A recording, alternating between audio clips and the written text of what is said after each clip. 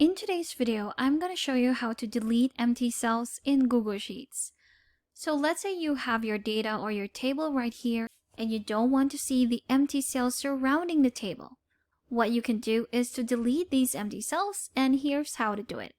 So we're going to start with our columns. We're going to start right here on column E, then go to your keyboard and press on the keys Control-Shift and then the arrow right key.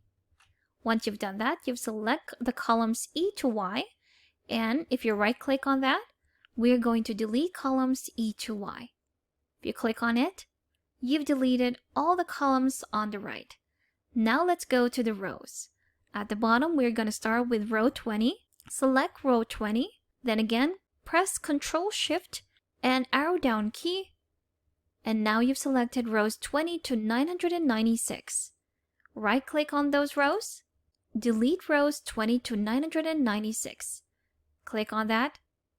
And there you have it. We have successfully deleted all the empty cells surrounding our data on this spreadsheet.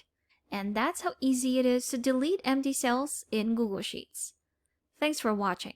If you found this video helpful, do leave a like and subscribe for more helpful videos. See you on the next one.